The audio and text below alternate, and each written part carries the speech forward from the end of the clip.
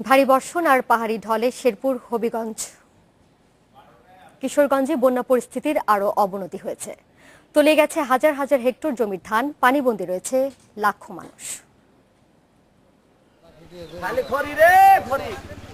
শেরপুরের ঝিনাইগাতি, কাংসা, ধানশাইল, হাতিবান্ধা, মালিঝিকান্ধা, নলকুড়া ও নালিতাবাড়ী উপজেলার অন্তত ৫৫টি গ্রাম ২ দিন ধরে পানির নিচে।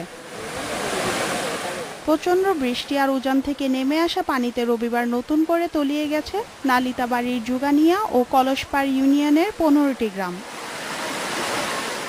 ডুবে গেছে কমপক্ষে ৪,৫০০ হেক্টর জমির আধা পাকা ধান। ভবিষ্যৎ নিয়ে দিশেহারা কৃষক। ৪ একর জমি আবাদ করেছিলাম, তবে সকালবেলা দিহি ভাসানো, তবে এখন কাছে দিহি সব ডুবিয়ে গেছে। গানকা কি করবো। হবিগঞ্জে গত ২ দিনের ভারী বৃষ্টিতে গুঙ্গিয়াজুড়ি, গনকি, খাগাউড়া, ভরগা হাওর আর কালোয়ার বিলে অন্তত ৩৫,০০০ হেক্টর জমির পাকা ধান তলিয়ে গেছে।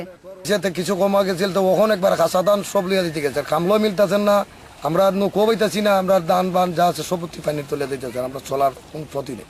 এই কাঁচা ধান খাইতে তো আমাদের তেমন একটা মুরাদ উপায় মনে, তো কি করবো, বাধ্যতামূলক কাটতেছি। ঋণ ফিন কিভাবে সুদ করবো এটা আমরা নিজে ভাবতে পারতেছি না। দ্রুত ধান কাটার পরামর্শ দিলেন এই কৃষি কর্মকর্তা।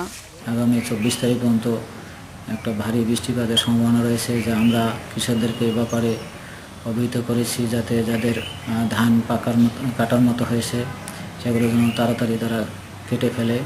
কিশোরগঞ্জের ইটনা উপজেলার তানেশ্বর, বর্ষিকুড়া, শিমলা ও রায়টুটির কয়েক হাজার কৃষকের জমি প্লাবিত হয়েছে। নাটোরী ও সিছলির বাঁধ ভেঙে তলিয়ে গেছে অন্তত ২,৭০০ হেক্টর জমির ধান। তারাইল উপজেলার মান্দারা বাঁধ ভেঙে ডুবে গেছে প্রায় ১,০০০ হেক্টর জমির ধান।